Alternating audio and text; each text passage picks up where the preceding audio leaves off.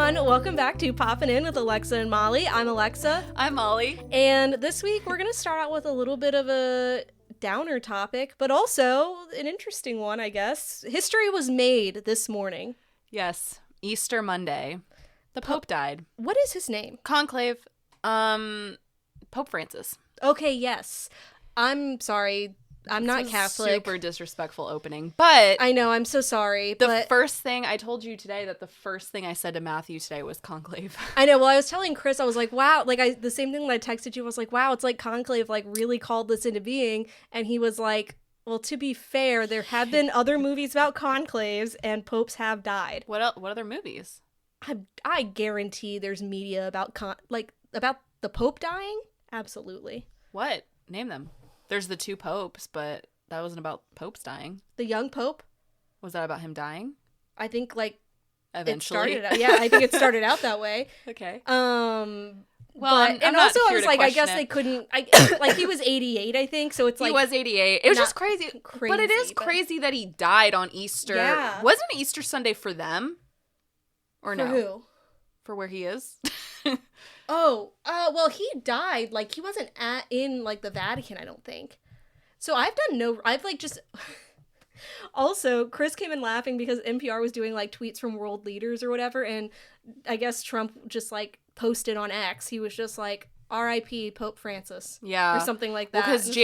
Because Francis's last thing was, like, ignoring J.D. Vance. Oh, yeah, that's right. That was, like, basically his last thing that he ever did. I was also listening to this story. I was catching snippets of it, so it was, I don't know who this was about, but someone, like, was saying that they didn't like the Pope at first, and, like, this was before he was Pope or something, and, like, they had called him, like, the devil incarnate. Oh, my God. But then it was, like, then he got to know him. He was like, actually, you know what? I think he's a pretty good Pope. He was very progressive. Yeah. And so I actually just saw a list of, like, who are the candidates or who are the highly anticipated popes. And I was like, I meant to send this to you, Tedesco or whatever. Yeah. I meant to send this to you, but I really want to study I want to keep up with this time because there's two that I think would be really good. Not that I'm here to, like, nominate the Pope. I'm not part of conclave, but like who? A conclave. I'd have to pull up their names, but they are, one is Filipino. Okay. And he would be really good. He's very, like, supportive of LGBTQ rights, and I forgot who the other person was, but he's, like, even more liberal than him. I have a question. Yeah. Do you remember the first time you learned how they elected the Pope? Well, I don't mean to be stupid, but, like, conclave was the first. I don't think that's stupid. I didn't learn, it was like 2 or 3 years ago watching the Borgia. What's that? It's basically a show that takes place during, like, the time of, like, the Medici and, like I think, like, Renaissance Italy. Okay. And it's about this guy, Borgia, who gets elected as Pope, but, like, it's kind of, like, rigged. Like, he's definitely, like, paying people off. But I was like, whoa, like, with the whole smoke thing and, like, whatever, and everyone's, like, standing outside being like, have they picked a new Pope? I was like, this is crazy. Yeah, the smoke, like, Sorry, go ahead. No, I was just gonna say, it's crazy to me that, like, people, like, stand outside watching the smoke and waiting, and then they're just like, oh. And I will say, like, one thing about Catholicism is, like, it's the same. Yeah, like 1502, they elected that Pope the same way they are right now, and it's crazy. That's why people like it. Yeah. Or, you know, sometimes, that is a reason people like it is because of the tradition. Yeah. And it's so interesting because when I was watching it, this sounds so, again, stupid, but I was like, wow, this really reminds me of sorority elections where it was like, it is. We were conclaved in the auditorium to elect our new, like, staff each year, and you couldn't leave until it was, like, a certain amount of people voted. No. So then, like, it was the same thing where it was just like, okay, now everyone's been here for 5 hours, we voted 17 times, people are just going to start voting for the majority. And they can't have their phones, and my big thing is, like, they have these big rooms that they each stay in, and I was like, how are they, like, what if you fell asleep to your iPad every night? What then? Do you get your iPad? What if I promised that I only had things downloaded on my iPad, so I wasn't going to go on the internet or anything? I don't think they would believe you, and they'd probably just give you a Bible. They'd be like, I don't know how much they're using iPads. Well, actually, I don't know. They were, like, vaping. After seeing the Buddhists on White Lotus using laptops, yeah, they were using laptops, okay. And I have a feeling everything they were like vaping. Remember, John, what's his name? Whatever, I can't remember the bad pope in conclave. Like, he had an espresso machine in his room. Oh yeah, that's right. I can't remember the name of this movie, but have you ever like learned anything about like how nuns become nuns? No. Especially like up until it was like 1970 or something. It was like a crazy intense process. I'm like adding it was another movie to your list anyway. Anyway, we're sorry we got like giggly at the beginning. It's a serious thing. It's just like I think between like just the fact that we woke up on Easter Monday to that news was just like kind of wild. It is wild. And it is a serious thing, but it is like there is kind of like a weird caricature of the Pope in like society in general. Yeah. You know, like I think it's just interesting. Yeah, and we are, I mean, it, as much as, like, he was 88, we are losing a very progressive pope, though, and it's very sad. And, he might be reincarnated as Trisha Paytas' baby. Oh, yeah, you texted me this with no context. I don't know what you mean. I don't think she likes these jokes, so I should probably stop, but, because I think I read that, like, somebody said that she doesn't think this is funny, like, for people to say this, but every time somebody famous dies, her baby, she has a baby. So people always think like when the Queen died, she had a baby. So people think like the Queen is reincarnated as Trisha Paytas' baby. Wow, she gave birth to the Queen and the Pope. Yep. That's crazy. This is her third child that she's pregnant with, so I forgot who else died, but there was somebody else who was reincarnated. It's like, and this is my baby, I can't John remember Lennon. who it was. I wonder if Malibu, her daughter's name is Malibu Barbie. I wonder if Malibu I think Malibu is the Queen reincarnated. And I think her second kid was maybe King, what's his face? Oh, Prince Philip? Yeah, Prince Philip. What if Malibu Barbie was Prince Philip? No, also, but it wouldn't have coordinated. What would the nickname for Malibu Barbie be? Like, would you call her Mally? I think she just calls her Malibu. Booby? Her second kid's name is Elvis, I think. Oh my god. And it's a girl. Okay. Yeah. Actually, no. Her third kid, they talked about on her podcast. It made me laugh so hard, their list of names. But one of them, because she came on SNL, like she was on SNL. Oh, yeah. We talked about that at one point. But one of the ideas is for her to name her kid Saturday Night. That was very funny. That is funny. The middle name's Live. Yeah. First name was just Saturday Night, all one word. Saturday Night Live. What's Moses' last name? I don't know. Anyway, that's kind of all I had to say about the Pope. Yeah. But it'll be interesting to see the content that comes out of this in terms of like death inspires. I'm not trying to make it like about pop culture, but I'm like, should we talk about the conclave on here? Yeah. When it happens, I'm like, should we update our listeners? I feel like people are going to be paying way more attention to it thanks to Conclave. Conclave, yeah. Yeah, I will be. It is crazy that like the year that Conclave came out too, or I guess the year after, this all happened. Yeah. It's kind of crazy. Imagine if it had won the Oscar. Yeah, it was like the first thing my mom texted me today was like, that movie was so good, it should have won. That's funny. Like, honestly, you're right, though. I love that. But yeah, so that happened. Speaking of, I guess, religious themes, Sinners this weekend is really storming the box office. Yeah, so we're seeing it, tomorrow. By the time this comes out, we'll have already seen it. Our eyes will have hit the screen by the time this hits your ears. So yeah, this movie has been like a big deal lately, and I just remember like it was months ago when we were seeing some movie and we saw the trailer for it, and I was like, I don't really understand this plot, but I will be seeing this. I will be seeing this purely based on vibes only. I still actually don't fully grasp the plot, but I'm so excited to see it. It's definitely like, is it a horror movie? Because I think it's a gothic horror. It's definitely horror. Yeah, because you did say you were like, it's gothic horror, and I was like, well, I do love a southern gothic. Southern gothic horror. Yeah, southern gothic. But so it's gotten 100% on Rotten Tomatoes, which is like kind of unheard of. I think now it's down to like 96. Just kidding.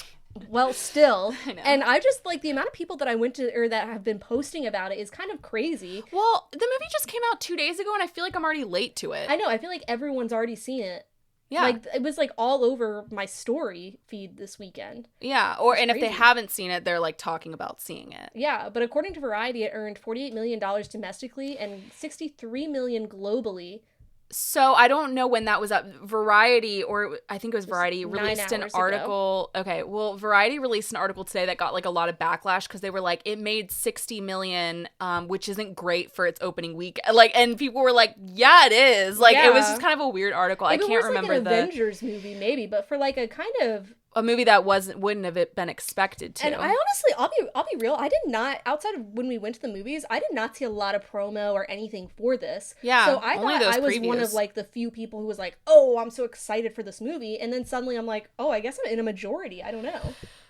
It'll be interesting. I'm curious, like, what makes it so great. I mean, I like Ryan Coogler. I'm trying to think what all I've seen. I've seen, like, you know, he did the Black Panther movies. I think he's directed Michael B. Jordan quite a few times, because he also did, what's the movie that he was in? I've heard he's lovely to direct. Michael B. Jordan? Yeah. He seems like Michael a lovely... G. Borden. Yeah. For context, it's a lexical. It literally came out of my mouth with so much confidence last I know. week. Like, that's always the most embarrassing thing. The way my mind mixed up those letters is like, honestly, I should win an award. Something that to this day makes me laugh once a day, I'm not kidding, when I think about it, is one time in high school, Matthew was talking about, he was in a marketing class, and if you were in this marketing class, you got free parking for some reason at the school. What? I don't know. And so he was trying to say marketing parking, but he accidentally said marketing parking. He said marketing parketing, and like to this, like, and it made me laugh so hard, because I'm like, we were Dr. So Seuss. funny. Like, it was the funniest thing. I think about it all the time. I guess you had to be there, but it was very funny. I'm laughing. What? Okay. You're not laughing as hard as you should be. He said marketing parketing. I thought you were going to say he said parketing marketing. No, that's less funny.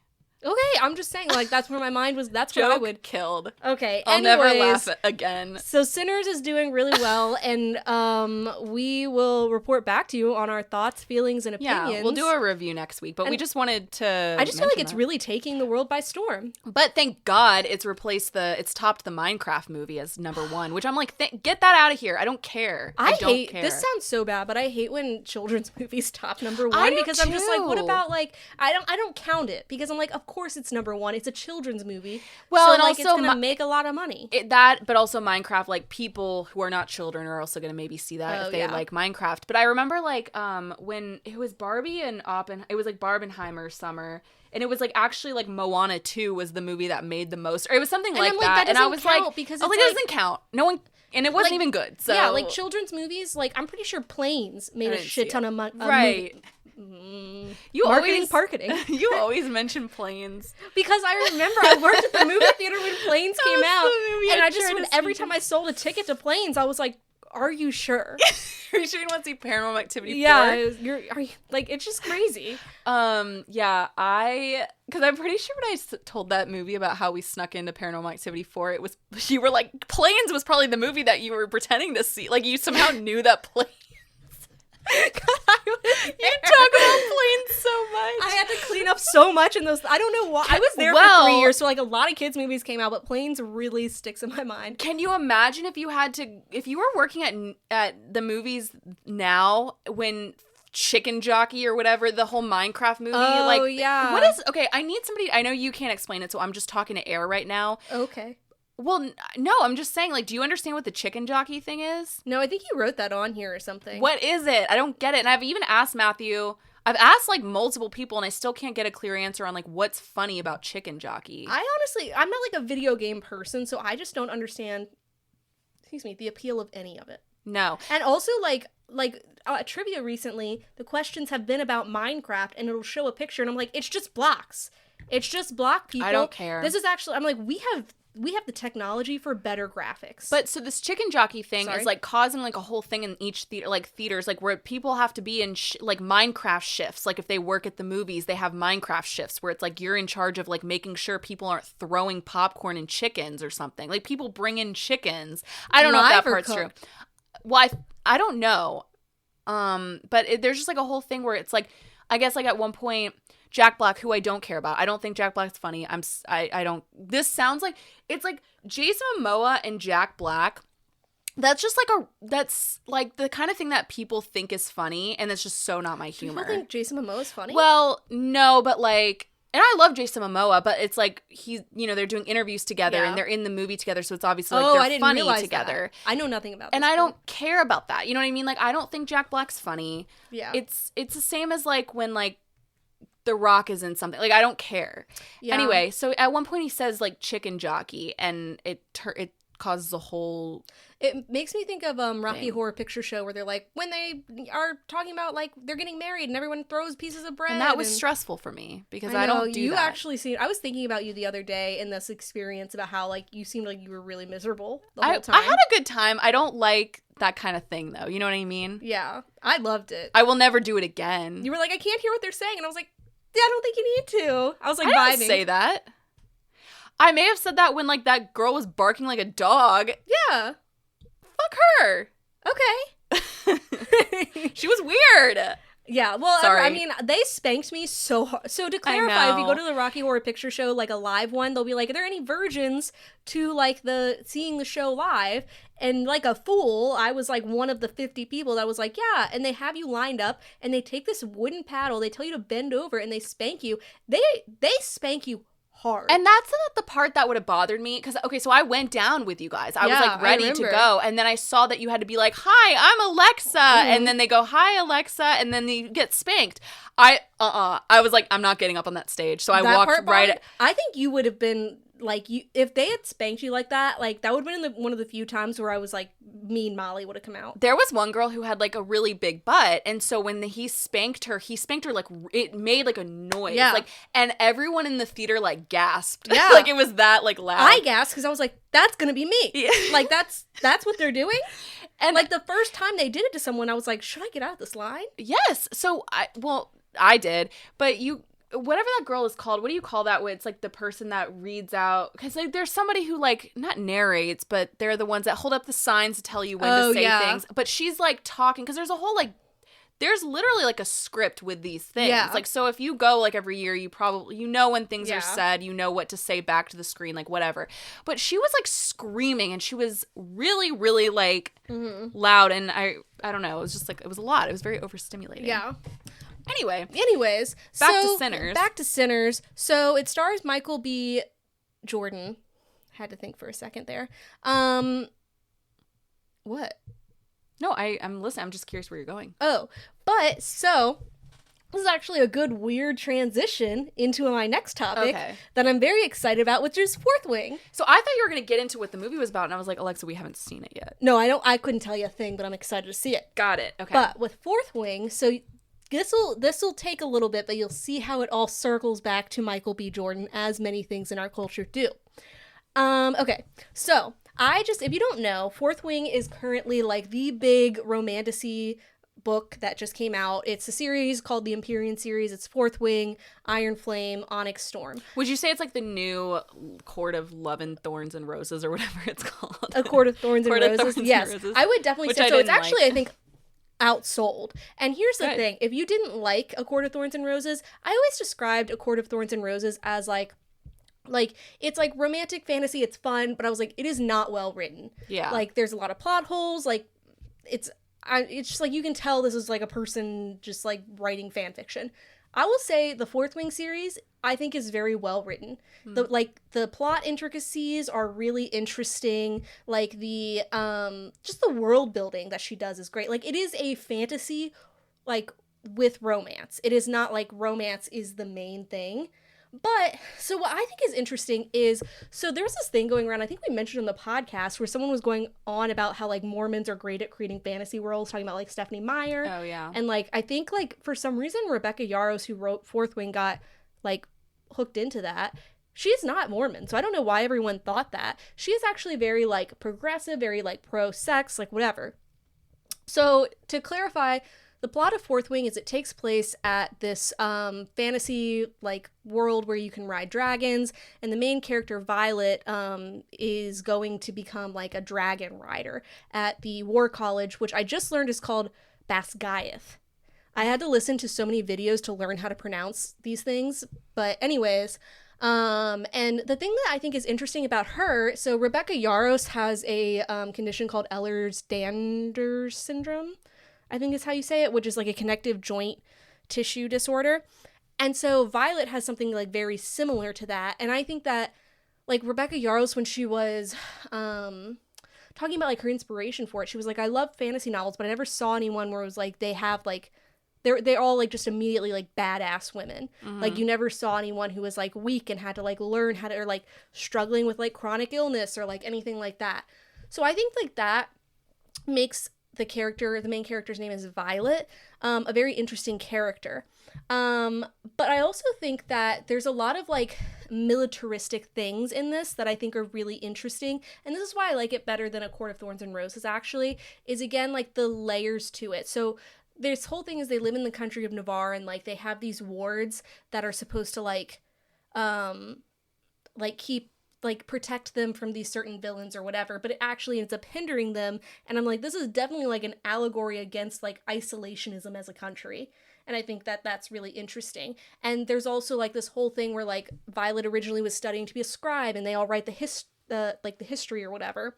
And God, I'm like so hot right now. You seem really passionate about this. I'm really like very passionate. I like really want someone I like know to read this and be excited about it with me, because I'm like, when I go to listen to podcasts and stuff about it, I'm like, this is not hitting the notes that I want to hit. But I feel like I know a lot of people who read it. So that's interesting, because I feel like I do too. Like I wrote down the numbers somewhere. Okay, so it is the best-selling adult novel of all time right now. So it has sold 1 million books in its first week, which like broke the record of Colleen Hoover from It Starts With Us. It sold like 800,000. So it is like huge right now. But Rebecca Yarros made this comment that I thought was interesting. She was like, yeah, like it's obviously really popular, but I actually never see anyone reading it. She's like, I never see anyone with the book. And I thought about it. I was like, I never see anyone with the book either. And then I was like, it's probably because it's like 700 pages. It's not a book that I'm just like, I'll put this in my purse and I'll read it on the way to work. It's like, oh, you're carrying it. It's like they've read it at home and they've come to talk about it. Yes. Yeah. But, and I think we've talked about this like a little bit before, but I think like the, like romantasy series, I mean, it's just really taking off, and it's like really escalating. Like I think Sarah J. Maas, who wrote the A Court of Thorns and Roses series, is basically like holding up HarperCollins. Like their projected earnings are like based on her books. And I think it's interesting. I was reading this thing where, because it's primarily women, right, that are into romantasy, and it's kind of just like with Stephenie Meyer in Twilight, or who wrote Hunger Games? Suzanne Collins. In the Hunger Games, where it's like these huge like dystopian, sometimes fantasy universes are really appealing to women. And I was like, but why is that? Like, friend of the pod Ty asked me the other day, he was like, Alexa, like, he was like, I feel like you're the only person I know who's like read this kind of book, but like, why is it like women like having sex with ghosts is like really in right now? And I was like, what a great question. Let me look into that. I think I actually was kind of drunk, so I said some answer that I don't think made sense. But I think part of it is, I was reading about this, where like fantasy and romance, like romance is primarily a genre that appeals to women, but fantasy is also for a lot of people, like the first books that they were into were like fantasy, but a lot of them like appeal to men, or they don't have like a lot of women at the center. If they do, they're kind of like weak, or like they're not like important or whatever. So this kind of is combining these two huge genres that are driving the book industry. And I think it's historically like that. So it's interesting, because when you look at like the type of novels that, or like the type of books that men read, like Chris is very much like this. He's like, oh, I only read nonfiction. Yeah. I feel like Matthew mainly reads nonfiction. Yeah, definitely. But women out here noveling it up, okay? Yeah. Which then makes people like devalue the novel in this way. And I think it's really interesting, because it's always been like this. Going back to, as it always does, Jane Austen. You thought I was going to say Michael B. Jordan, weren't you? But nope. I said Jane Austen. I wasn't thinking about it. Well, we will get back to him. I know where we're going with that. Well, damn. Don't tell everyone. Okay. I'm taking you on a journey. I know. Where, I'm listening. So like the concept of like the quote unquote novel, like we've always had books, we've always had fictions, but like the novel really started in like the Regency era with like Jane Austen, which is where you get like Northanger Abbey, which is a novel making fun of novels, and people made fun of them because they were primarily for women, where it's like, this is about romance and like marriage and like whatever. And it's the same thing where people are making fun of romantasy stories, because they're like, oh, well, what is it, like dragons fucking? And it's like, I don't know, is that any crazier than the Alex Cross books that have 17 different, like, you know what I mean? Yeah. People tend to hate on things that women like. And it's like, when we were kids, I remember it was like, with Twilight, people hated on it so much. Yeah, which we've talked about plenty of times on here, that it's like, it's not, they just want to hate on things that women like. They just want to hate on things that women like. But women, they be buying. One thing that's true, bitches be shopping. Okay? Yeah. I think, can I offer an idea? Yeah. I think it's not so much where it's like the question of like to his question of why do women want to read about like women fucking ghosts or whatever. And I don't think it's like because it's a ghost. I think it's just if they're written, for example, I'm thinking of Twilight right now. Like if Edward weren't a vampire, I would still have read that. You know what I mean? Because like, but it's the idea, I mean, like she made him a vampire, and then he has this other like side to him where he's like, you know, super like like he can defend her and whatever. Yes. So there's that aspect. But I think it's also just like, it's not because he's a vampire and because it's a ghost or whatever. It's also just like I'm at least, if I'm reading something like that, it's because like of the character itself and how they're written. And so that's one thing that I was reading about that is like a theme throughout, where like in A Court of Thorns and Roses, the character Rhysand, like people, I actually like him as a romantic lead better than the main character in Fourth Wing, which his name is Xaden. They all have these stupid fucking Gen Z ass names or whatever, where it's the idea of like, I can hurt you, I am powerful, but I'm not going to. Yes. And also unveiling like this level of vulnerability. Yeah. So like for Twilight, the whole thing was like, for some reason Edward was like, I'm a monster. Yeah. I'm like the original sin or whatever bullshit he says. I don't even remember. Well, because he's a vampire. Right. So that's he's like, reason, he's carrying this guilt. In A Court of Thorns and Roses, the character of Rhysand is also carrying this huge guilt, because it's like, I really can't get into the complexity of it. Yeah. It's like really weird. But anyways, and then in Fourth Wing, the character Xaden is carrying this guilt because it's like he has all this responsibility and he can't tell Violet like these secrets that he has, and like he thinks he's this horrible, violent person.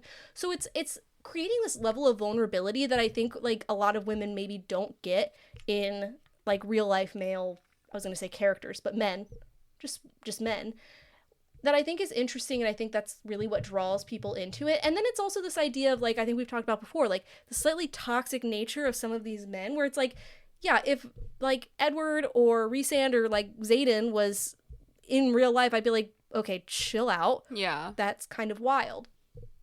And I think, again, it's also, like, the idea where it's like, I could hurt you, but I'm not going to. Yeah. You know, like, it makes it, it's like, oh, this guy right here, it's Mr. Darcy. It all goes back to Jane Austen. It's like, he's mean to everybody else. Everyone else is afraid of him, but he's nice to me. I'm the special one. So I think that really brings, like, this interesting kind of dynamic into it, and I think that's what really draws women in.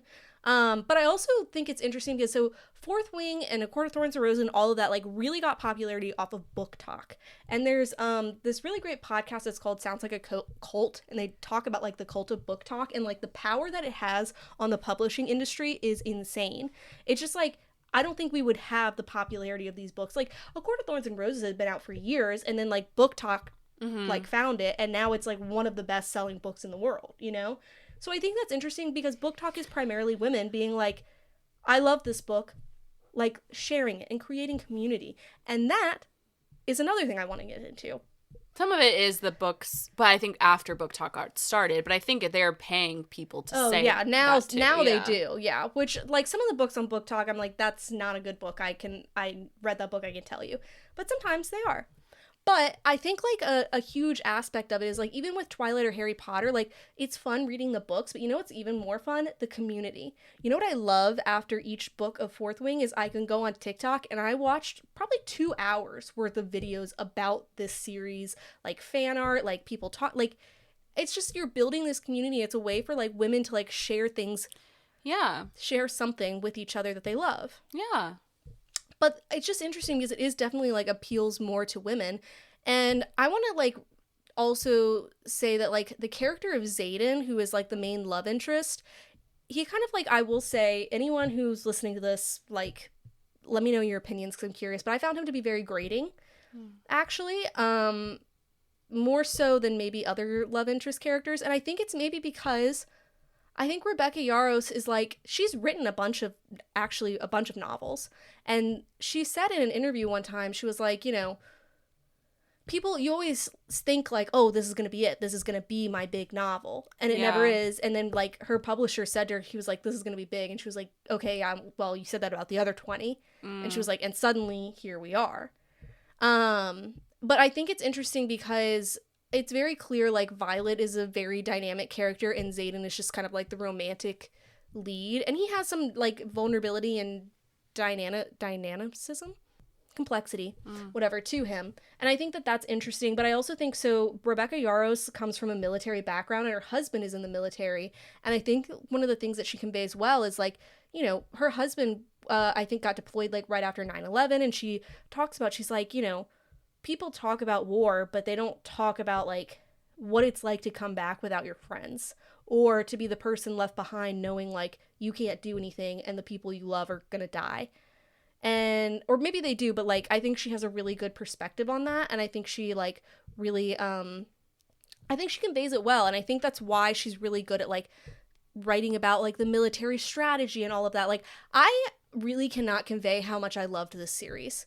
Like, I said that about A Court of Thorns and Roses, and then I read Fourth Wing, and I was like, this is better. Like, this I think is better, like, written, the plot is better. I, like, really, like, ran through it. But, so, what's interesting is A Court of Thorns and Roses isn't, like, it got picked up to be made into a show, and then it, like, basically is stopped in pre-production, which is crazy, because it's, like, they would be making so much money off of it, but I forget who bought the rights to it. I think Starz or something did. Maybe not Starz. Anyways, but I'm like, it's basically tied up there until like the rights get rebought out. However, Fourth Wing very much is like in like works to become a show. Yeah. So here's how we get back to Michael B. Jordan. Okay. So it has been, the rights to the show were purchased by Amazon, I think like a year or two ago. And that was only when the first book was out. So it's one of 5. So they're really just like in pre-production, but it's going to be produced by Michael B. Jordan's company, Outlier Society, which I love for him. The showrunner is going to be Moira Wally Beckett, who wrote and produced Breaking Bad, and she also created the Netflix series Anne with an E. Or is it Annie with an E? It's Anne, because it's Anne of Green Gables. Oh, Anne of Green, that's right. And then I also thought this was interesting that Rebecca Yarros confirmed that the character of Xaden, who's the main romantic lead, is going to be played by a person of color.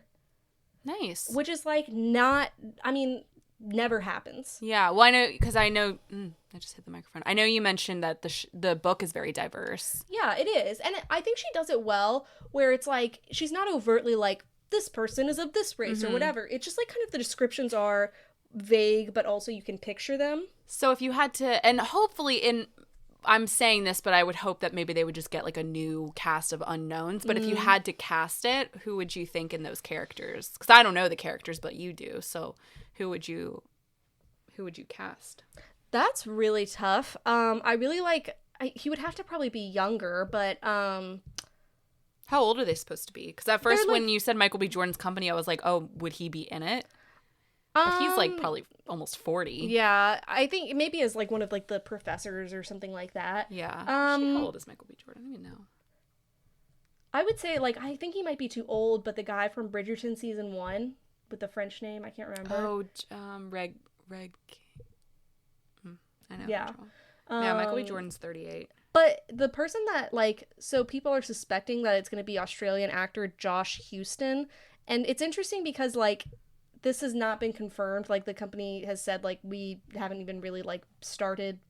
Josh Houston? Yeah. He is a model for sure. Wow. Yeah.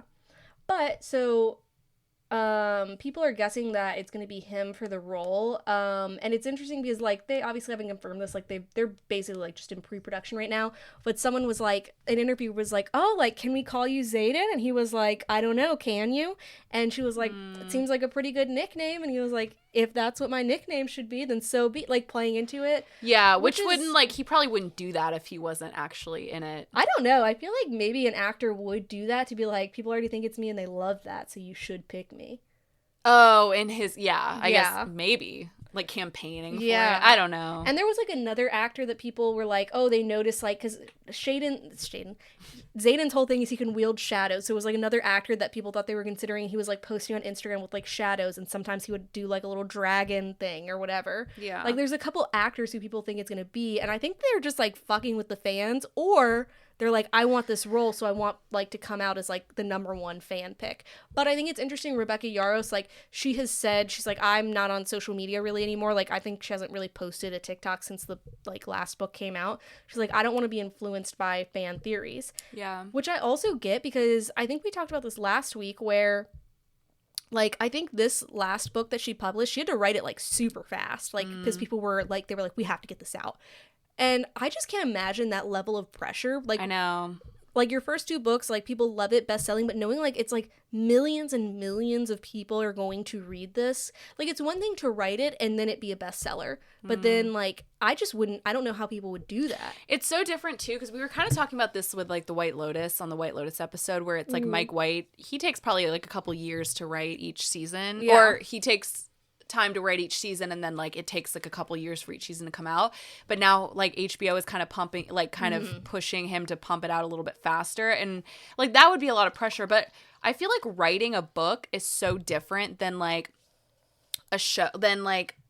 doing a show, because it's like a show, there's other things to, like, be looking at. But if someone's just reading your writing, that's what they're focusing on. And it's all you. And her books are, like, again, like 700 pages. Yeah. And we're drinking a nice Shutter Home. Oh, yeah. We're bringing a Sutter Home Moscato. Oh, Sutter. I said Shutter Home.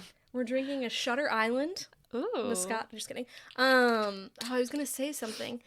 I can't imagine. No, you're good. I can't imagine, like, that level of pressure. And she already has the books, like, she said, like, pretty much mapped out. So she kind of knows where it's going to go. But it definitely is. And also, like, it is tough, because the next book would be the fourth one in the series. There's no release date. And as soon as I finished the third one, I was like, what do you mean there's no release date? You know, I was like, I need it now. Yeah. And because she could be like George R.R. Martin and just be like, I don't care. That would be devastating, actually. Like, I would be really upset about it. Yeah. And I also, once again, if Joey King is cast in any of these roles, I will lose my mind. I will lose it. Like, it would be crazy, because wasn't she supposed to be maybe cast in Court of Thorns and Roses? Yeah, she was one that people, like, were putting up, like, maybe it'll be Joey King, and I was like, no. What? Okay, what would make you more mad, if it was Court of Thorns and Roses or Fourth Wing? Like, what would make you more angry? Probably Fourth Wing. Probably Wing, Fourth because you Wing. like it more. Yeah, and because it's, like, very much, like, there's a lot of fight scenes, like, it's a lot of battle things. What? I'm, like, rolling my eyes at her doing Oh, that. yeah, because that's what she did when she was in the Uglies, and I was like, she can't do this. She can't do it. Why can't... Oh, sorry, God, that was going to be bad. loud. Why can't she do it, though? It's just, like, not believable. Like, she's doing it, and you're just, like... It just doesn't feel... Talking about this is making me want to rewatch The Kissing Booth. Okay. Is she fighting anyone in that? No, but she's so cringe in it. Oh, I'm sure she is. She was cringe in the Uglies. Yeah. I've been waiting for that to be made into a... Anyways. I feel like that didn't do well. Like, nobody talked about it. No, because it was so bad. Really? That's crazy. It was so bad. I just think the issue is she's obviously good in some things, but I also think she's not good. Yeah. I am curious if you would ever read any of these romantasy books. I know you didn't like A Court of Thorns and Roses. You tried. I just couldn't get into it. The first book is really boring. I really love... It also just felt kind of basic. Like, I felt like it was just very... what's the word I'm trying to think of? Like, I was just like, yep, this is a fantasy romance novel. Like, the main character, of course, is this way. Like, I just felt very...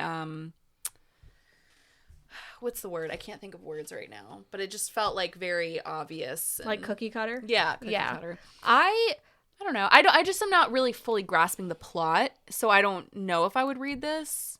It is hard to explain. Yeah. But it's not when you're reading it. Like, you kind of get it. I really love it. I'm selective about books. Like, I really am. That's okay. So, I just want someone to read it with me. I know. I want to. But it doesn't have to be you. I can find someone.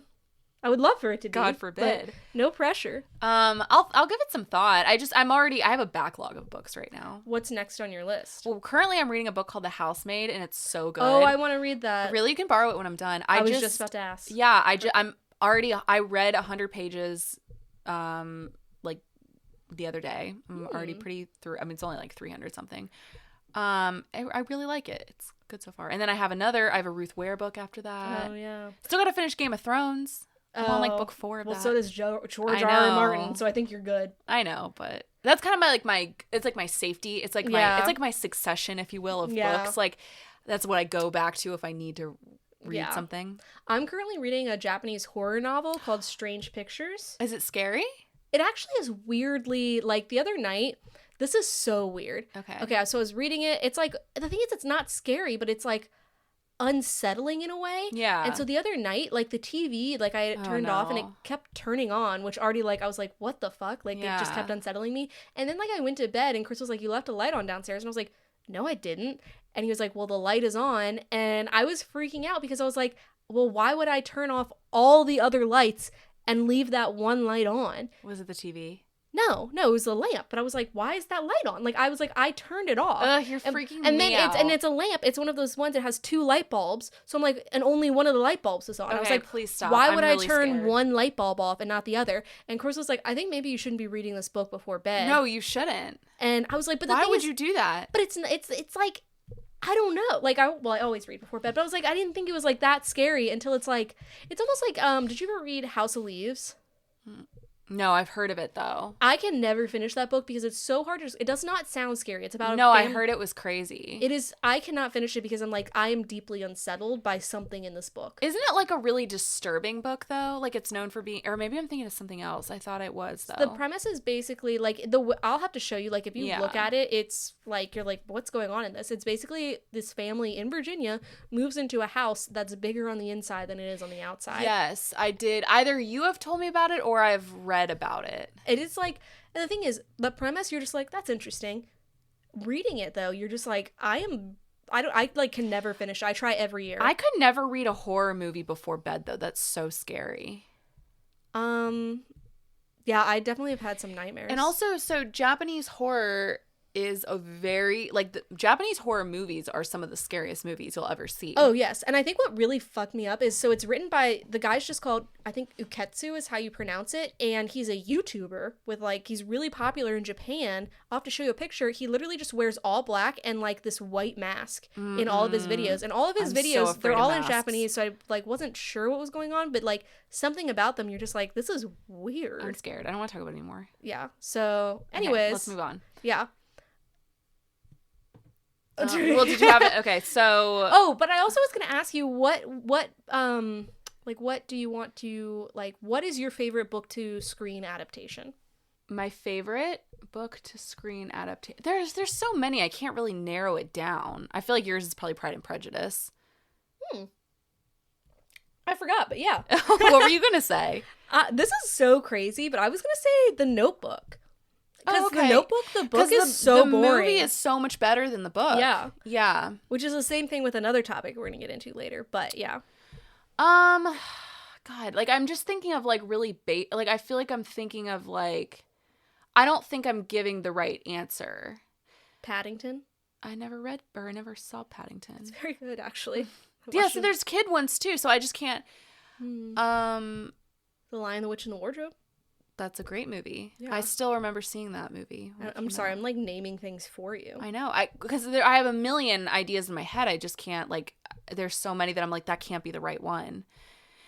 You know what did a really good job? It's a show, but did you ever read Sharp Objects? No, because I always said I was going to watch the show after I read the book, and then I didn't either. But I heard it was really good. The show was so good. Yeah. And it did a really, because the book really stayed with me when I read it. Mm-hmm. It's a Gillian Flynn book.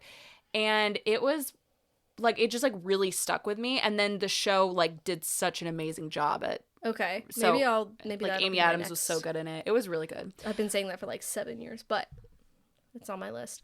So I saw Warfare last week. Which, okay, when you were like, I'm going to go see Warfare, I have, and this isn't like Sinners where I was like, oh, I've heard nothing about this, but everyone else has. I was like, I feel like I've heard nothing about this from anyone. So I really like a lot of people in the movie, so that's probably why I've heard of it so much. But Will Poulter's in it. Okay. Now I'm like trying to think of everybody who's in it. Randomly, Noah Centineo, is that his name? Really? Yeah, he's not in it a lot, but Charles Melton. I was thinking about him recently. He's in it. He's not. I wouldn't say he's like super recognizable or anything, but he doesn't like have a huge role. But Charles Melton's in it. Joseph Quinn is in it. Cosmo Jarvis is in it, who I like really like now. He's like my man of the week currently. Who's he from? He's from Shogun. And I think I think I'm gonna start watching Shogun. Wow, a year. No. We can watch it after this. Okay. Do we know? Oh, we're done with Pop Culture Jeopardy. Okay, I'll watch it. Yes, let's watch Shogun. Okay. But anyways, Warfare. So I don't know. It is an A24 movie, but it is truly like this movie was an experience. Like it's not even a movie. It's like an experience. Okay. But if you don't know, Warfare, it's about a 2006 Navy SEAL mission in Iraq. And the reason I say it's like more of an experience than a movie is because it's not shot all in one take, but it does sort of have the aura of a movie shot all in one take, because it's just like this very like real time portrayal of what was actually a real experience. So it's directed by Alex Garland, who did Ex Machina and Civil War. Okay. But it's co-directed by Ray Mendoza, and the movie is based on Ray Mendoza's real life experience. So he like really he's a character in the movie. Okay. I was going to say, for some reason, maybe just because the name is Warfare, I was like, it reminds me of Civil War.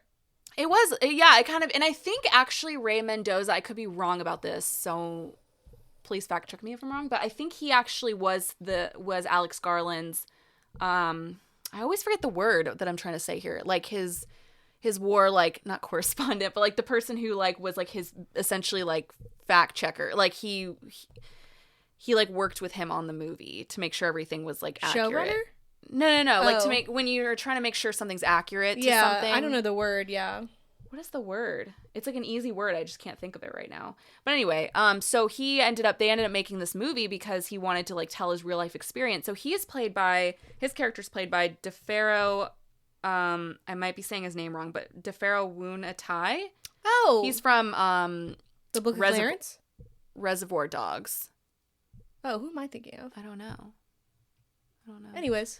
But he's really good. He plays and then it's about like his friend, Elliot Miller, who was a sniper, and he's also a character in the movie. He's played by Cosmo Jarvis. So it's such a crazy movie, like not crazy, but it's like, because it's not a typical war movie. And again, it's less of a plot and more of just like you're experiencing this real time thing. So I bet that is crazy in the theater. Like it was that so big old good. screen. I'm telling you, like go see it. Cause like it really is good. It also starts out, it's like a very unnerving movie because you have, where we go to the movies, we like order food, right? Like we get dinner.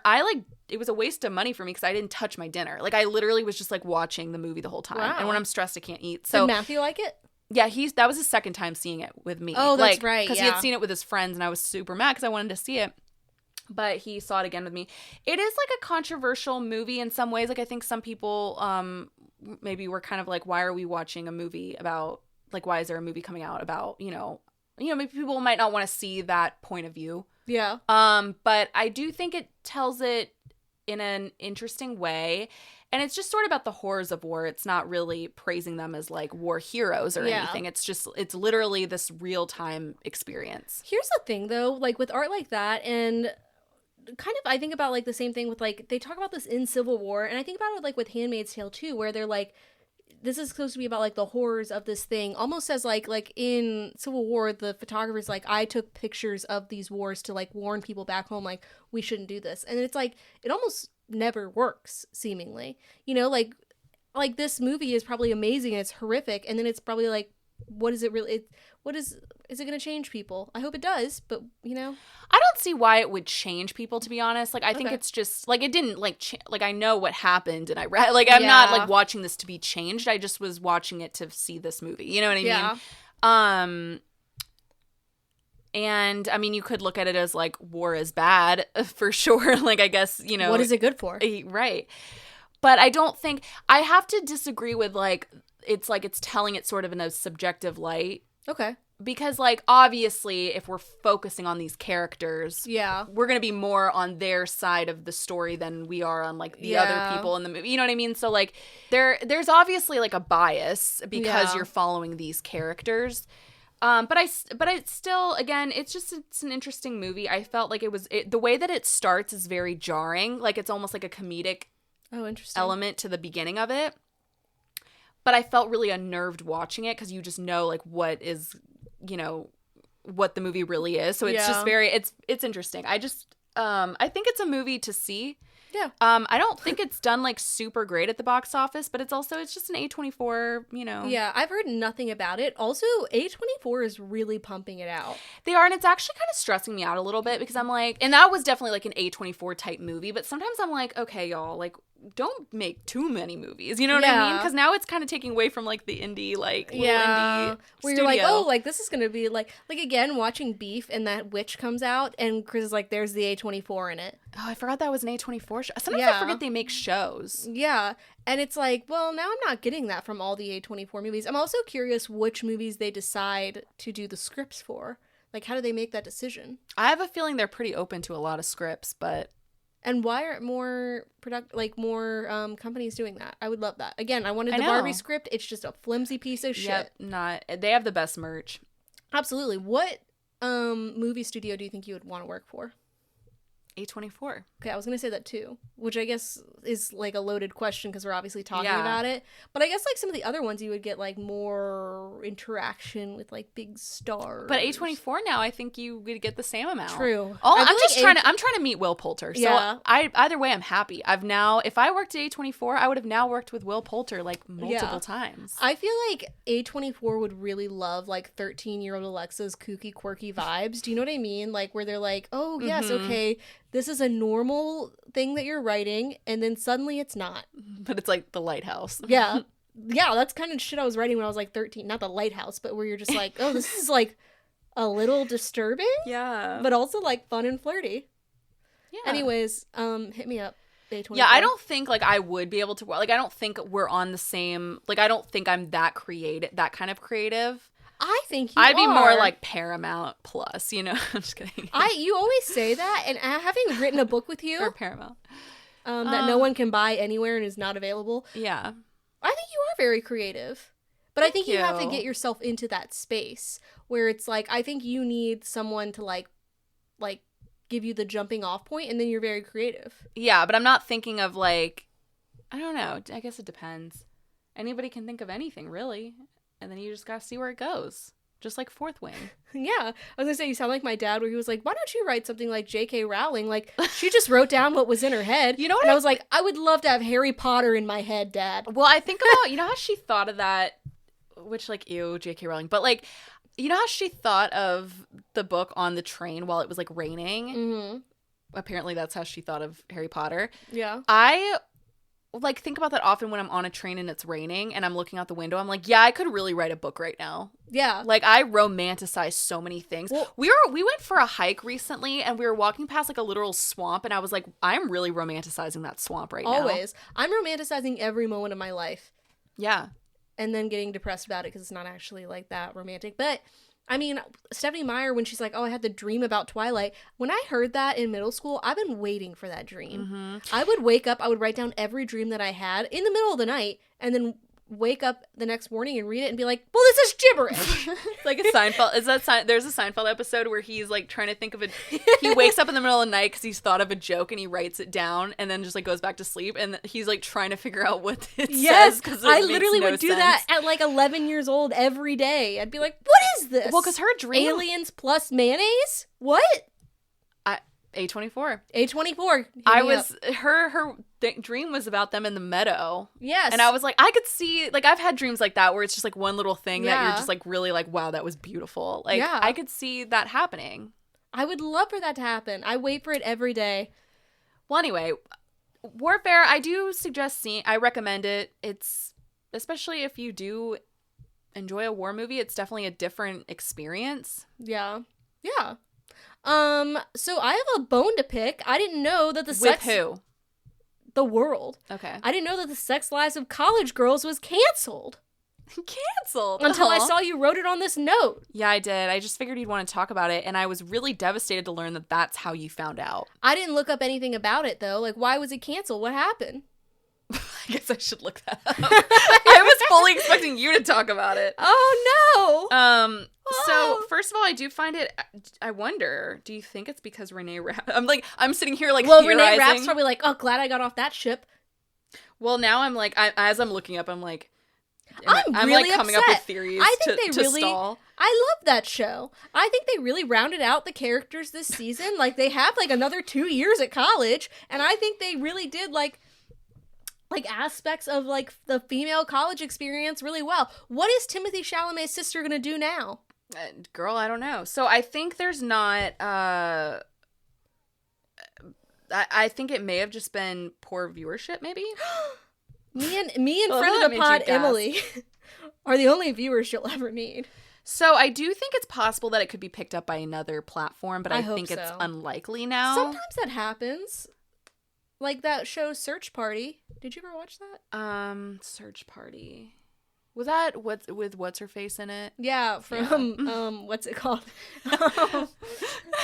Arrested Development. Also, can I tell you, I was literally it was Easter Sunday. I was in church and I just get a text from Alexa that says, "How do you feel about Jason Bateman?" And I just was like, well, I'm glad. Like, literally all throughout the rest of church, I was like, how am I going to respond to her? I knew you were in church and I was like, this will be a good It made me laugh. distraction I from also, God. you know what else? During church, I whispered to Matthew, I was like, I bet tonight's episode of Righteous Gemstones is about Easter. I haven't seen it. I haven't seen it either. Oh, okay. But apparently it was not. I'd asked people That's at work today, and it was not about Easter. The reason I asked you about Jason Bateman is because I keep getting those stupid... Here's the thing about, once again, streaming versus cable is streaming, you get the same fucking commercials over and over again. I don't want to hear about this commercial because one of the most embarrassing moments of my life has to do with that commercial. It's not that embarrassing. Jason Batman? Yes, because Bateman? one time you were talking about something, and I swear I thought you were talking about an ad. Like, you were talking about something, and I took it as like you were talking about an ad, but it was not. And I said, you know what ad I really like is that Jason Bateman commercial where he plays Batman. And you were like, okay. Like, you were super confused. I don't remember this at all. It was at trivia like 2 weeks ago. Oh, yeah. What was I talking about? It was something so I random, did not know Alexa, that was one but of the worst moments of your life. It wasn't, but it was one of those moments where I was like, well, why did I say that then? Like, I it do was remember super you weird. being like, oh, like you misheard me, but I don't know what I was talking about. I don't know. I don't want to be like, never know, but like, you know, you were, that's not what I meant. Who knows what's coming out of your mouth? But you know how you just get on topics sometimes, and there's Yeah. again, you text me during church, how do I feel you about like Jason meatloaf? Bateman? Yeah, do I like meatloaf? And but I started talking about this Bateman commercial, and like, you were like, what? And I was like, oh, I'm sorry. So I don't want to hear you talk about it now. Okay, I forgot that happened. Yeah. Wow. Anyway, that's why you asked me though? Yeah. So my thing with him is I think he's really funny. Like, I think him in Arrested Development is super funny, but I also just like think he's in too many stupid things. Yeah, I think him in Ozark was incredible. I'm actually surprised you never watched Ozark. It was because it was Jason Bateman. It seems like it would be right up your alley. But can I say my real beef with him too? Not real beef with him, but like something I think about often. Did you ever watch The Outsider? Alexa, that's your next assignment. Okay. Maybe. And your next TV show. Is it supposed to be like Pony Boy the Outsider? Mm-mm. That's The Outsiders. Yeah. This is by Stephen King. Okay. I never finished the book because I was borrowing it from someone who wanted it back. God forbid I take too long. You're like, I just learned how to read. I should just get the book. It was really good, but the show is like one of my favorite shows of like all. I have rewatched this show like 4 times. But Jason Bateman is in like the first couple episodes. He also directed it. Oh. But like, I'm a huge Ben Mendelsohn fan. Okay. And Ben Mendelsohn was in it. And as Ben Mendelsohn always is, he was great in it. But somehow Jason Bateman and Cynthia Erivo was in it. Somehow Jason Bateman. It's so good, Alexa. It's so good. What's it on? Max. Okay. It's like a Southern Gothic. It is so. It's not Southern Gothic, but it gives that vibe. Okay. Anyway, Lots Jason of humidity. Bateman's. Yeah, they're humid. They're hot. Yeah. Jason Bateman was nominated for an Emmy for it. He was in like 2 episodes. His acting did not stand out to me, but I was just like, this is the kind of thing I don't like, where it's like everybody sucks him off for no reason. It reminds me of, bringing it full circle, Isabella Rossellini getting nominated for the Oscar, where it's like she said 2 lines. She had that one, I realized she did have like a little monologue, but it was like a cringy monologue where she stormed off after, and I'm like, no, they wouldn't allow that. No, she should have gotten nominated for other things. Absolutely. I think she's a fantastic actress, you but know like what's wild. pissing me off already is I see Righteous Gemstones season 4 getting Emmy nominations. Like I can just kind of picture it happening. Should have had them all along. This season probably doesn't really deserve it, but past seasons...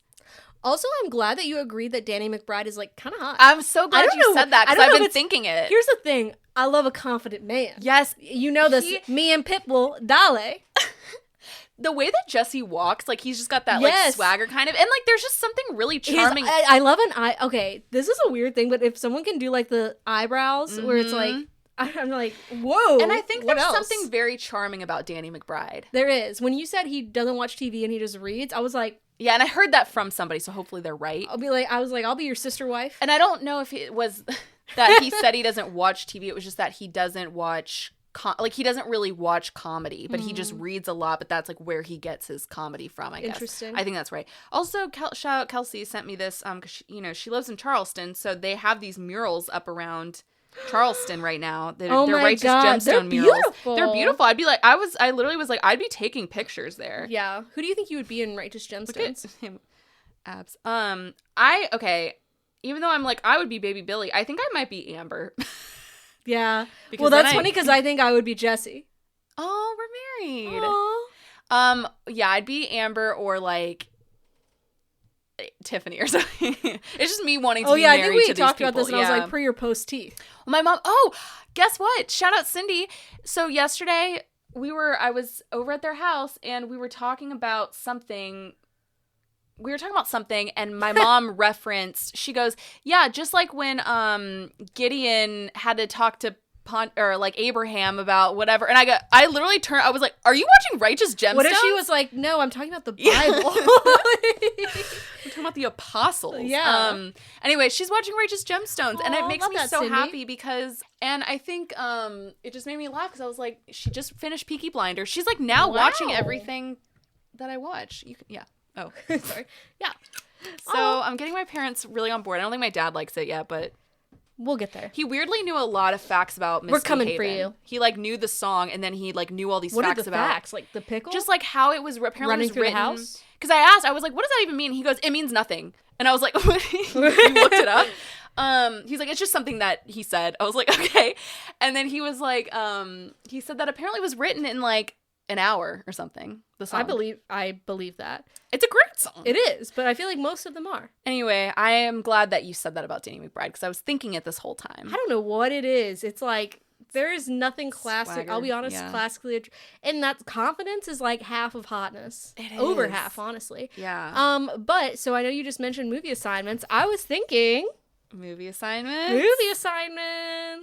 Oh, I like the way you said that. That was cute. Yay! So if you don't know, every now and then we assign each other a movie or a show to watch that the other has not seen, and we'll talk about it next week.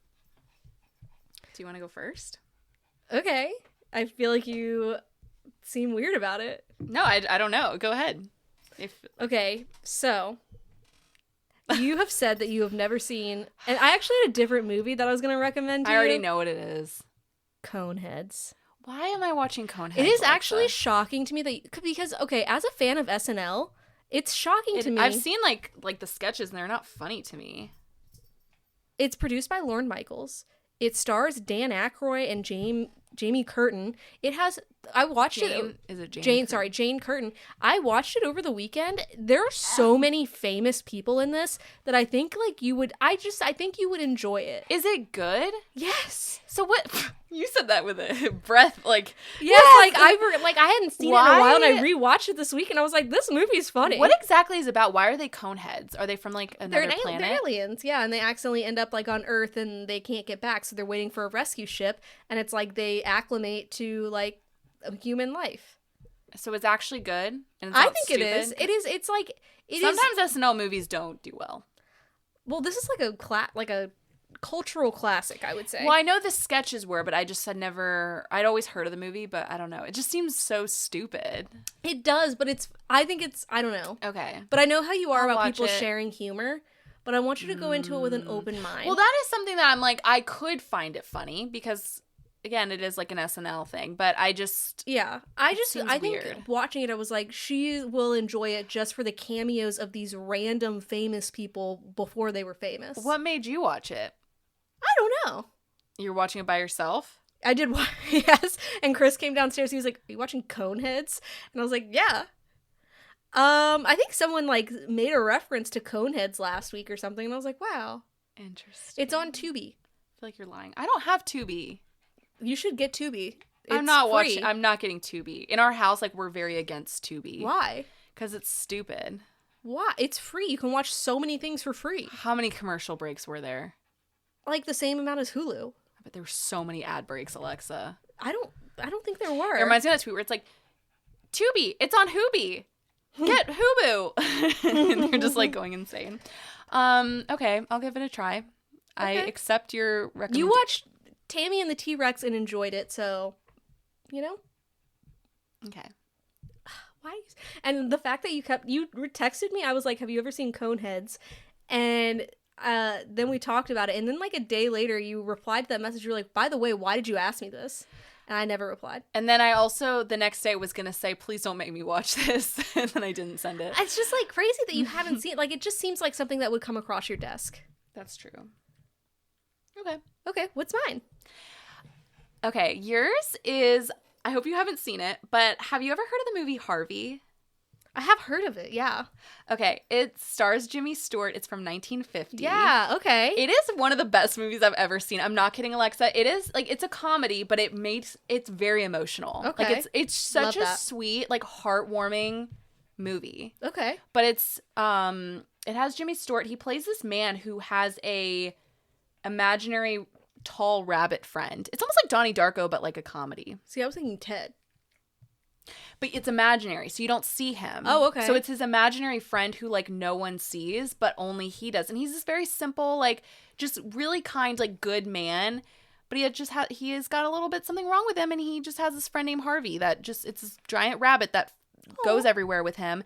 And it's, like, basically about the people in his life and, like, his sister is like losing her mind because like Harvey's not real. Yeah. And it's just like, it's very like, she won an Oscar for this movie. And it's based, the reason I thought about it is because I had forgotten. I once saw this movie when I was like younger, and it like really stuck with me. I thought it was so good. I just like sat down. I just like watched it. It was like on TV, and I was like, this is a great movie. Do you know what it's streaming on? I'll have to look. And if it's not streaming, I will Venmo you. But it could be at the library as well. True. As you say. And you guys can watch along with us and tune in next week. I will say the one that I was going to pick for you this week, which I will do next time, I do think you will, like, I'm like, she will like this. It's on Amazon Prime. Perfect. I was going to say, though, that the reason I thought of it was because one of the, it's based on a play.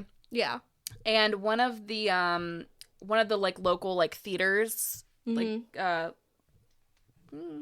local theaters. They were putting it on. They were showing the it. Williamsburg Players. Yeah, the Williamsburg Players. Shout out. And I was like, Harvey, I know that. I knew I was like, what is that? I've heard of that. Yeah, Okay. Now they're showing Pippin, and I'm actually going to go see it. I will give it a view. I'm excited.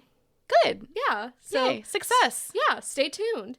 The next thing I want to talk about is the show Toxic Town, which, if you don't know, I can't remember I mentioned this in the podcast, but Chris had like gotten something to his algorithm where he was like, this is definitely for Alexa, and he was like, I'm just going to read you 4 words of the first 4 words of the synopsis, and it was like 4 British mothers. And he was like, that's it, she's in. And I was like, yes, I will be watching that. So it came out. That was the show that you guys always talk about when you say that? Oh. Yes, that was the show. It's called Toxic Town. It's on Netflix. So the summary is, when dozens of babies in Corby are born with disabilities, their mothers embark on a battle to hold those responsible to account. It stars Jodie Whittaker, who, if you don't know, she was in Broadchurch. She was also the first female Doctor Who. She plays Susan McIntyre. Claudia Jessie, if you don't know, she was in Bridgerton. She plays not the youngest Bridgerton, but she's a Bridgerton. Mm-hmm. She's the one who's friends with what's her face. Yeah, who's friends with Lady Whistledown. Yeah. And then Amy Lou Wood, shout out, friend of the pod, she plays Tracy Taylor. And so it's just, it's only 4 episodes. I think it was really well done. Like, I love British TV in general, and I was reading this thing earlier that was talking about, like, I think Netflix is just really on, like, a British television, like, junket right now, because they had Adolescence, they had Baby Reindeer last year, they had this other show that I hadn't heard about, but apparently got really good reviews, or, like, got a lot of views, and then they have this one, and again, it's, like, these kind of, like, very short form, like, I think the UK does it right sometimes, where they're like, we don't need 17 episodes, we don't need 10 episodes, I'll give it to you in 4, and I'm like, perfect. Yeah. You're telling the story even better. I just sent you something about that today. Oh, really? Yeah. On what platform? Tubi. It's on Hulu. British show. Literally, I just sent this to you today. British shows have 6 episodes, but it's usually the best 6 episodes of your life. Yes, it is. Also, wow, I recently timing. learned about Adolescence. Did you know that the first episode they shot was the scene where they're, like, interviewing in the interview room with the psychologist, and they only did, like, 2 takes of every episode. I think the first episode, they used the second take, which is interesting. You know what would have been really difficult with that is the second episode, because the one where they go to the school. Yeah. How was that even possible for them to do that? Like, because they were crazy. going to so many different locations. How'd they keep everybody, like... What if you sneeze and you're like, I've just ruined a whole day of filming? The thing is, it's crazy, but I also think, like, what about a play? Like, if you're an actor and you're doing a play, you have to do the same thing. I feel like with a play, though, there's maybe, like, less factors. Like, that school episode, it's like, oh, you're standing out here with, like, 150 people. And now you're also getting, like, all the technical stuff involved. Yeah. Like, yeah, there is a lot to that. There's a lot. But anyways, Toxic Town. So I've heard of this show really mostly through you, and then I've seen, like, Amy Lou Wood. People have talked about her in it. Yeah. Because we discussed this recently where I feel like she kind of plays a similar character and everything, but then this was the first time she was really in, like, a drama. Yeah. Which she was still, like, not similar, but she, like, had that kind of, like, I'm Amy Lou Wood, and I'm nice, and I'm charming. Mm-hmm. Yeah, but I think, like, in this one, like, it's very heartbreaking because this is, like, the first episode, so it's not a spoiler. Also, it's a real life event, so not a spoiler. Yeah. But she has she's having a hard time getting pregnant, and then she has the baby. She's the only one who notices that there's something kind of, like, weirdly wrong with the baby, and then it dies. Oh. And I don't know what's up with me, but I have been crying at kids stuff lately. Like, it made me tear up. But it's this whole thing where the town of Corby, which I think is in North Hampshire, in England, they were a former steel manufacturing town, and they obviously, like, once, I think it was after, like, the recession or something like that, like, it's one of those old factory towns where they're like, we don't have any jobs here, so we're gonna, like, we have to get rid of all this, like, toxic waste, but they were doing it in a way that wasn't, like, up to code, and they were hiding things or whatever.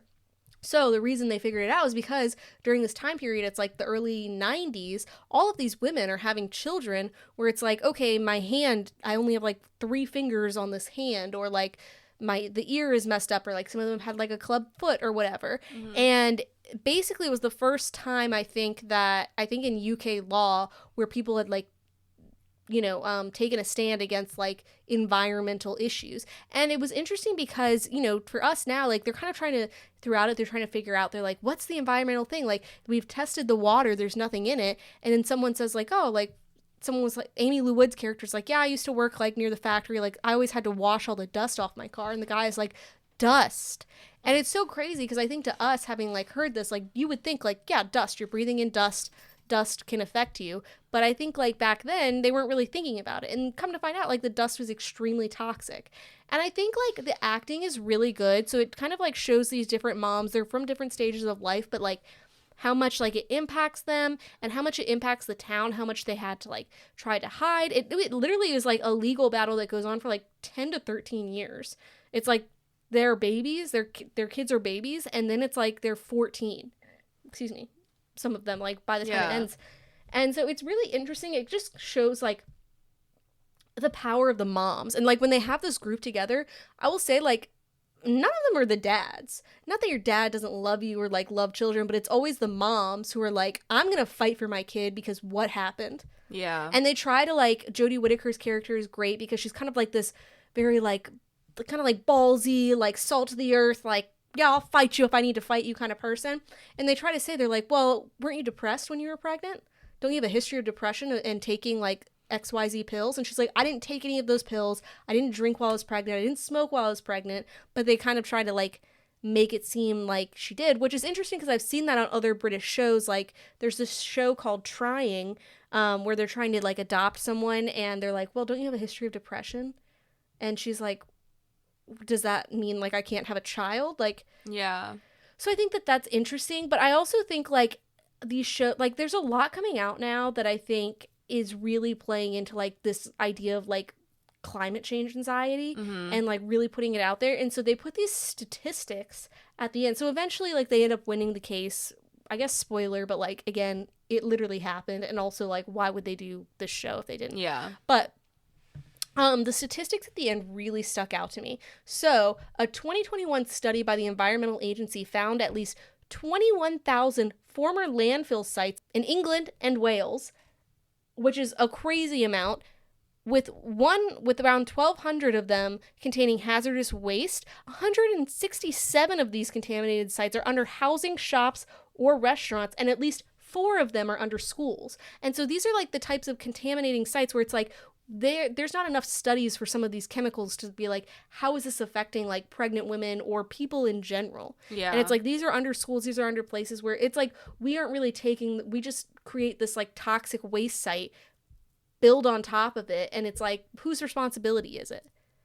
And it's just very interesting. I think it's a very good show. I love British television, as we all know. And it's not like a show, I will say it's not like a show where I was like, oh, I'm riveted, I can't wait to find out what happens next. But it was good. I think it's an important show. Important. Proper important. Yeah. Proper fit. Rick. But, I mean, she did a good job. Yeah, I love her. I think she's really, like, heartfelt. I loved seeing her in a role where she wasn't, like, a ditzy person. Yeah. But yeah, so on to our final subject, a very pressing and important modern topic of today. Who will play Britney in a biopic? That is Spears, Britney. I think it's so strange how she spells her name, by the way. Okay, for as long as I can remember, the name Britney has really messed me up. And then I feel like I got it under control. And then I started spelling Britney Spears. And now I'm back. It's chaos. It's chaos. It is chaos. E-A? What? I don't know. Where did the A come from? I don't know. Sometimes Britneys do have an A in them. Just spell it all the same way. I can't handle it.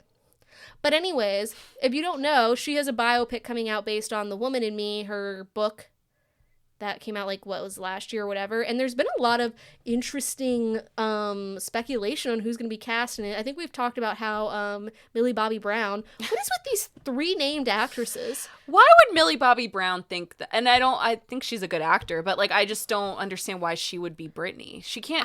Can she sing other than Imagine in that video? Can she dance with a snake? I don't know. Imagine all the people. Was she in that video? Have you? What was it? Imagine that she's saying. There's like a video of her singing. You have to look it up. It's like her. It's when she had the short hair and she's from the COVID. She's like 11. No. It's not that. It's like it's me. Like even her husband played it at her birthday party. Like because it's like that embarrassing. Which I can't imagine something really embarrassing that you did and it's just constantly being. Yeah. Like think about your most embarrassing moment and that's like which is maybe as like a middle schooler or whatever. Maybe and it's that's just, why she'd be good at Britney. But she has like a similar upbringing, I guess, which I think we've talked about before. Yeah. But this was like a couple weeks ago. Some news source leaked. Sorry. That's what she looked like in the video. That's funny. Okay. Sorry. Some news source incorrectly leaked that Ariana Grande was gonna like set to play her. I don't think that's a good idea. First of all, Ariana will probably have a biopic about her almost in the same way. Yeah. You know what I mean? I think she's almost too big. Yeah. What I think is it needs to be somebody unknown. Mm-hmm. However, we can't talk about them because we don't know them. So in the meantime, we're going to talk about people that we think could play them. Yeah, exactly. And so it's interesting. I was like reading, like, I think it's like Millie Bobby Brown, Sabrina Carpenter, and Ariana Grande are like the 3 that I see come up a lot. I actually think Ariana Grande could play a good Britney Spears, except she's too petite, I think. She's okay. The thing is, I think like she could sound like her because she's good at like imitating people. But I think like in terms of looks, I feel like Sabrina maybe, although Sabrina might be too short. Some people. So Chris threw out Addison Rae. We did poll. We did poll our followers. And Chris said Addison Rae, which like I've heard a lot of people say. I think he was joking, but I've heard a lot of people say that. I don't think that's a good idea. I think she can dance like her. And so here's the thing is everybody has thrown out names where it's like they can do one bit of Britney. Like somebody is a real, like can do her voice and then somebody is a dancer. Somebody may have her looks like, but no one has like the full thing. What if like Britney's just like, actually, it's me. And the thing is I could see her being like weirdly honest about like not liking whoever plays her. Yeah, but I could also see her maybe being clouded. Like the thing is if someone were going to play me, it would be very hard. Like I don't think she should have that much input on who plays her because I think like obviously you're going to have like clouded judgment about it. You know? Obviously. I think like I always think back, it's funny cuz like a lot of people don't like Joey King, but what's her name? The girl, the one who killed her mom. Gypsy Rose Blanchard. She Joey King played her in that show, and she was like, she said she didn't like that she played her. She wanted somebody else. Who would? Gypsy. What about? Sorry. What about Joey King as Britney? Absolutely not. I would love. I would. Why would you love that? Why would you like that? Because then that keeps her off the things that I care about. You know what I mean? Okay. She's tied up contractually. So I won't be seeing it just because I'm tired of biopics, as you know. But I love that. But you're very excited about the Beatles one now. That's different. Why is it different? Because I love the Beatles. Really? Because before they announced the cast. I think it's an interesting. Also, I think it's interesting that it's split up into 4 movies. I'm intrigued by that. Whatever. Okay. So I think here's an unknown. So much so I don't even know their name. I think the person who should play Britney is this performer that Chris and I saw at a drag show at the Mexican restaurant 5 minutes away. Oh yeah? Because everybody thought it was her. You gotta post that on the Out of Context. I know. I don't know this. I don't know this performer's name. She literally like danced like Britney. She sang like her. And Chris and I posted a photo with her to our story, and 3 people were like, "Is Britney Spears in Williamsburg?" I was like, no, she's not at this Mexican restaurant in Williamsburg, Virginia. Also, I have to but she would be iconic. I was like, she's already got it down pat. Audition. And I wish I could put her on blast and say what her name was, because I think she travels all around the country performing as Britney, and I don't remember what it was. It was like 2 years ago. Didn't you post it on Instagram, or am I just... It's on my Instagram story, but I didn't tag the person for some reason. And one time I tried to look up like Britney Spears drag show performers, and wouldn't you know, there's a lot of them. Shocker, popular person to impersonate. Yeah, I don't know. I just love like people. I can't help you there. Like multiple people, because the picture is literally of this person standing in between me and Chris, and people being like, "Is that Britney No, it's Spears?" crazy. I'm like, yeah. Yeah, it is, actually. I should have said yes. It's funny to think about her just dressing as that, like, now. Like, she's just like, yeah, I'll dress up in my... Like, why would she do that? Yeah. Why would people fall for that? I think... Okay. Do you think Britney Spears is one of the most, like, iconic, famous people of our time? But I'm curious, like, would you compare her to, like, maybe, like, the Marilyn Monroe of that time? Like, what would you, like... Like, to me, she's on the same level as Michael Jackson, which is crazy. I'm not saying her music is as good. I'm just saying, like, in terms of, like, fame and iconicism. I would absolutely say that. I don't even know if like, that's a they're word. the two I think of. They're the 2 names. So, but yes, I do think, to answer your question, I would say she's maybe our version of Marilyn Monroe, but even... Because if you think about, like, generationally, it's like Michelangelo, right? Mm-hmm. Okay. And then, we're comparing her to Michelangelo now. And then, like, I'm just thinking of, like, big artists of the time, you know? Like, I would say it's like that, and then maybe, like, fast forward, there's, like, Stravinsky or whatever, like, the big, like, artist. And then you get, like, Mary Pickford, and then you get into, like, and I've obviously skipped, like, a few hundred years in between, so I feel like there's, like, a big artist of each generation that it's, like, this person's gonna be talked about again and again. Like, there's people who are, like, popular right now, and they're popular to us, but they will not be popular in 200 years. And I think Britney Spears... Britney. Who do you think is our one right now? Like, not like, because Britney I would say is like the early 2000s, but like who's like our one right now? Oh, well. What? Timothy Chalamet. No, I would say Justin Bieber. I would, but I don't think he'll be at that. But it was to your point of like before you said who is sort of like our version of Michael Jackson now, and you weren't saying like in terms of talent, but you were saying in terms of like fame and who's the Gen Z Britney Spears? Because I think Britney Spears is the millennial Michael Jackson. Michael Jackson is like and then the Justin Gen Bieber's X. Not really the Gen Z. Because Justin Bieber is technically a millennial. Yeah. Well, he like Britney Spears isn't like is it? Oh, she's from millennial time though. Yeah. So I would say Justin Bieber. Okay. I just can't think of anybody. Can you really say anybody else who's like at that level of fame? I'm not saying like talent. I'm not talking about all that. I'm just saying like level of fame that you're like, that is a name, like a household name that everybody knows. Maybe Beyonce? Oh, yeah. I guess Beyonce. Yeah. You're right, Beyonce. Never mind. Ignore everything I said. Also, maybe Taylor Swift. Like, Oh, yeah. Never mind. But the thing I don't know. I think you're right about Beyonce. I think it's Taylor Swift. I'm pretty sure. It's Taylor Swift and Beyonce neck and neck. Like, but I don't know who's neck and neck with Britney Spears. But wouldn't you almost say that like Beyonce is more of a word almost like somebody would say Beyonce as sort of just like you could fill in a like you could like use her as like to describe a pop star. Do you know what I mean? Like the way that you would use like Michael Jackson and Britney Spears. Like where I would describe my friend as the Beyonce of Roanoke College one time. Right. Yeah. I don't know. Yeah. It's an interesting thought. So I think like Michael Jackson is Gen X's, like what would be the boomer Michael Jackson? Well, but Michael Jackson would be the boomer Michael Jackson. But he's more for like Gen X, like 1980s. Do you know what I mean? No, like, but I'm thinking our parents are boomers, and that's like who he's from. He transcends. Yeah, I guess I missed the 90s. He's their age. Who's the Michael Jackson of the 90s? What? Kurt Cobain? I don't have to do one for each decade. True, I have made this more intense than anyone asked again, like for. It has to be like we can't just went all the way back to Michelangelo. Just, like, come up with people. Like it has to be like who is the clear person. So we went from Beethoven to Britney. To go back into Britney though, I think like so I feel like somebody again, I do think it has to be an unknown. Yeah. I do too. I don't think it can be anyone famous. But again, we can't speak about unknowns because we don't know them yet. So if I had to name somebody who like now, like I almost want to say something like Renee Rapp.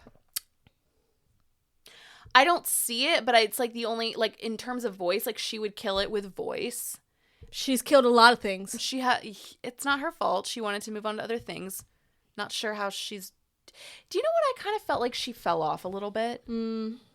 I think she's insanely talented, but I feel like didn't she have like just like a real moment there, especially when the Mean Girls movie came out, and now all of a sudden I'm just like, where did she go? Don't you kind of feel that way? I don't like to think about her. No, I'm just kidding. Are you really? Are you gonna? Well, ever since she was like, I hate millennials, I was like, okay, well. Oh, I don't like her personality at all. You know who would have been? I think she's insane. I think she's very talented. I think maybe like a good Britney would have been a young Margot Robbie. Yeah.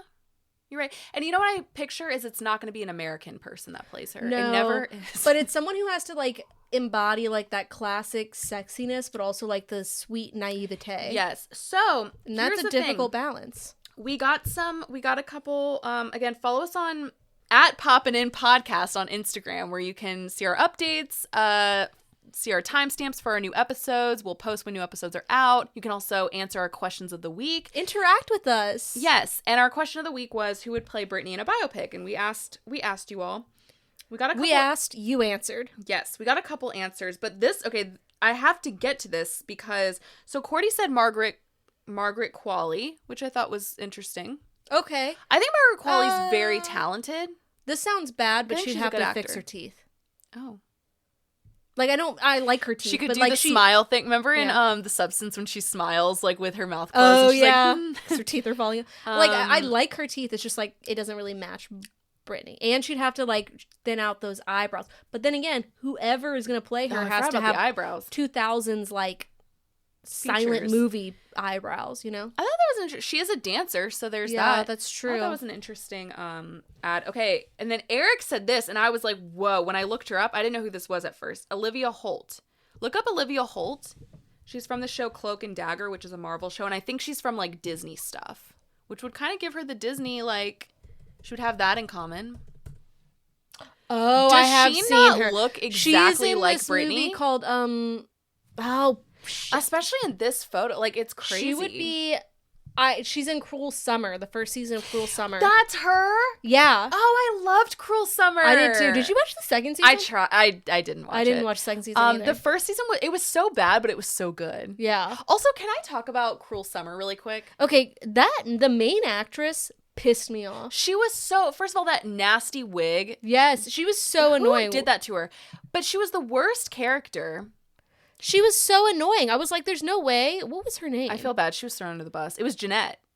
Oh, yeah, Jeanette Turner, but it's What played did her by wig look Kiara. like? Can you look up Jeanette in Cruel Summer? Okay. Cruel Summer was such a, like, it was like not a good show. No, and I think what bothered she's me pretty in is real her life. mouth.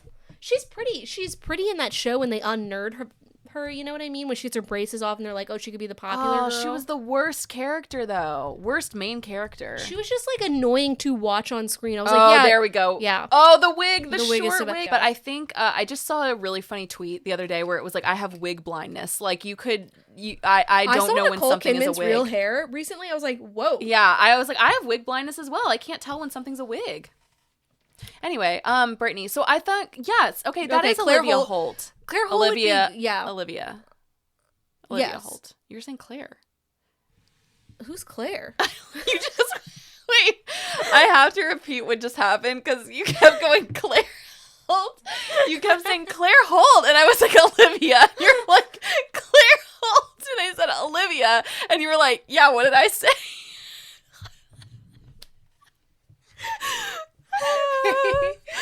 Who's Claire? I don't know. Who is that? Okay, now I am familiar with her work. I think she would actually be She looks perfect. just like I don't know her. what her singing and dancing There's is no like. Claire. Please stop, Alexa. Oh, there is a Claire Holt. I'm sorry. I don't know her. I take everything back. This whole helps me none. I don't know her. Thought you were just accidentally typing it in again. Oh, God. Anyways, I'm crying. She's okay. like stunningly gorgeous, but her eyes kind of are like piercing. You know what she reminds me of? Whatever happened to Alexa Chung? Yeah, what did happen to her? Oh, you're crying. I'm really sad about the other Alexa. That was the first time. Alexa Chung was the first time I ever saw someone in popular culture not related to me, but having the same name as me. Yeah, that is true. And then came Amazon. But was that all the answers we got? Yes. Okay. Claire Holt, I think, is the best. Bravo, No! Eric. Olivia Holt! Please get that off our screen.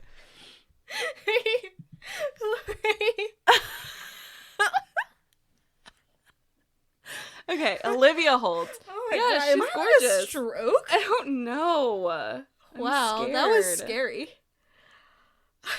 Wow. Okay, yes, I do agree. She looks. Yeah, Olivia she would Holt be does perfect. look just She like would be perfect. Britney. Olivia Holt. Yes, please audition Yeah. if you haven't already. Unless but Claire can you gets can it. you sing? We don't know. Can you dance? We don't know. Not but sure. You are from that- Disney, I think which that can tells be me trained. Oh, she is? What was she in Disney? I may have just made that up. She's from Kickin' It. She's from the movie Girl vs. Monster. Literally, That's a what? DCOM. It's called. Sorry, DCOM. It's called Girl vs. Monster. I said movie girl. I would love to do a diet pop on Disney Channel original movies. She is from so many Disney things. She's from the Disney Channel series yeah, I then Didn't she can Do sing It. and dance. She can absolutely sing. Her genre is she has a music career. Okay, girl. Well, John M. Chu, I think we've cast your movie. She made for her you. Broadway debut as Roxy Hart in Chicago in 2023. Oh, I love that. Roxy Hart. I've never seen Chicago. I know nothing about it. She's in a movie called Turkey Drop. Oh, she was in that show Laid. Don't watch that show. It's so bad. On Peacock. But anyways, Peacock. I think that's all the topics that we have for you guys today. Yeah, this was fun. Thanks, guys. Yeah. Thanks for joining really us. Convincing of you. I meant it. Yeah, this was really fun. This was great. But next week we're going to let you know about Sinners, some other fun stuff. And until then, follow, rate, review, subscribe. Anything helps, share with your friends. And until then, we'll see you next time. Bye.